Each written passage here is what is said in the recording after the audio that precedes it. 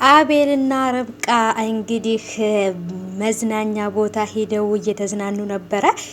አሪፍና ምርጥ ጊዜ ካሳለፉ በኋላ ግን የተፈጠረው ነገር ትንሽ አስደንግጦኛል። እሱም ምንድነው ቤተሰቦች እንግዲህ እንዳያችሁት ርብቃ አትወጂኝም እንዴ ሲላት አዎ የሚል መልስ መለሳለታለች። የርብቃም ጓደኛ እዛ ቦታ ተገናኝተው ነበር። ምክንያቱም አቤልና ርብቃ ባሉበት ቦታ ላይ እንዲገናኙና ቀለበት እንደሚያደርግላት ስለነገራት አቤል በዛ ምክንያትም ደግሞ ፕሮግራሙን አብራችሁ ተካፍላ ነበር። ግን ርብቃ ለምንድነው ቀለበቱን አልቀበልም ያለችው? ልክ የአቤል እናት እንዳለችው ከሷ ቤተሰብ ጋር የተገናኘ ነገር አላቸው። የሆነ ገንዘብ የሆነ ነገር ያላቸው ነገር ለመቀበል ነው እዛ የሄደችው። ምንድነው እየፈለገችው አሁን ላይ?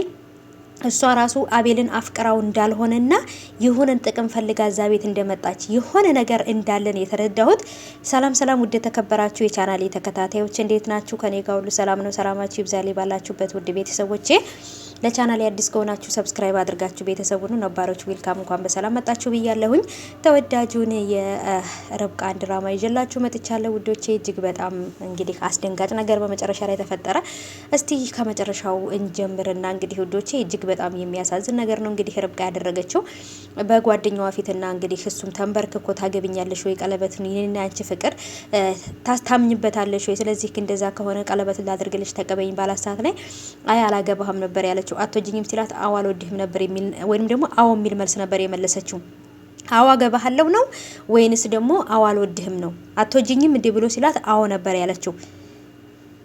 ያ ፓርት ላይ ነበር ያለቀውና በጣም ነበር ግራ የተጋባሁት። ማለት የአቤል እናት ከመሬት ተነስታ የተቀየረችበትና የአቤል እናት ቤቱን በርብቃ ስም ካደረገችው በኋላ የሰማችው ነገር አለ፣ ያየችው ነገር አለ። ከርብቃ ቤተሰቦች ጋራ ከዚህ በፊት የቆየ ቂም በቀል እንዳለባቸውና ከርብቃ ቤተሰብ ላይ የወሰደችባቸው ንብረትና ሀብት ነገር እንዳለ የጠረጠርኩት ነገር አለ።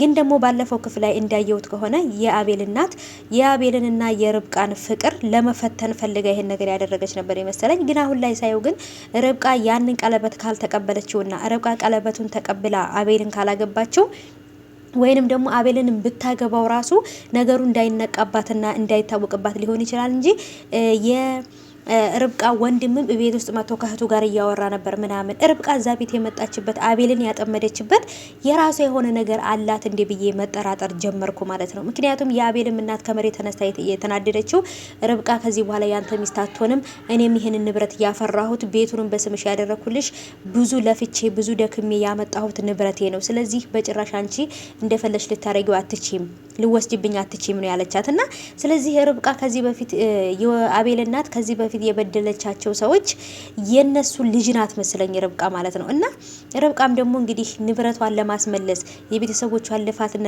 ድካም ለማስመለስ ቤቱን በራሷ ስም ለማስደረግ ነው እንደዛ ጥሩ ሰው ሆና ምስኪን ሰው ሆና እዛ ቤት አፍቃሪ መስላ የገባችው። ቤተሰቦቼ በአይምሮ በጣም ብዙ ነገሮች እየመጡና እየተመላለሱ ነው። ያሰብኩት ነገር ባልሆነ ብዬ ተመኘው። ምክንያቱም አቤልና ርብቃ በጣም አሁን ላይ አብረው አቤልም ደግሞ የተሻለ ሰው ለመሆን እየሞከረና አፍቃሪ ለመሆን እየሞከረ ነው። ግን ደግሞ ርብቃ አሁን ላይ እያደረገች ያለችውና እየሆነ ያለው ነገር በጣም ግራ አጋቢና አወዛጋቢ ነገር ነውና እኔ እንደጠረጠርኩት ነው እናንተም የጠረጠራችሁት ወይንስ እንዴት ነው? እስኪ እናንተን ጥርጣሬ ኮሜንት ላይ ያስቀምጡልኝ። የእውነት እኔ ግን በጣም ግራ ተጋብቻለሁ፣ ተወዛግቦብኛል። ምክንያቱም እዛ ጋር እዩ የአቤልን ፍቅረኛ እቤት መታ ከርብቃ ጓደኛ ጋር እንግዲህ አይኔ ላይ የሆነ ነገር ገባቢ ብላ ሲያወጣላት ነበር ያየችው። የእዩም ፍቅረኛ በቃ በጥፊው ላ ነበር ያላት ማለት ነው። እዩና ተረጋጊ ነገር እንዳታበላሺ ምናምን ብሎ በጣም ነበር እንደ ውሻ ሲያካላት የነበረው እና እንደማይወዳትና እንደማያፈቅራት የተረዳሁት ራሱ በዛሬ ሁኔታ ላይ ነው። እሱም ሊጠቀምባት እንጂ ለፍቅር አይደለም የፈለጋት ማለት ነው። እና እዩ ራሱ የአቤልን እናት ሲያያት በቃ እንቦቀቅላው ሆንሽኮ የሆነችኮ በቃ ሮጠሽ ሳጠ ግቢ ምናምን እንደውም እኮ ጸጉሯ ማን ነው እንደዚህ የቆረጣት ምናምን እያለ በጣም ነበር ከአቤል ፊት ራሱ ሙድ ሲይዝ የነበረው። አቤል ራሱ እናቱ እንደዚህ ከመሬት ተነስታ መቀየሯ በጣም ነበር የገረመው። መጀመሪያም ሴትየቱ የአቤል እናት በጣም ክፉ ሴት እንደነበረች ነው የሚያወሩት ማለት ነው። አሁን ግን ከመሬት ተነስታ ርብቃንም የኔ ርብቃ ልበልሽ እያለች በጣም መልካም ሰው ለመሆን ሞክራ ነበረ።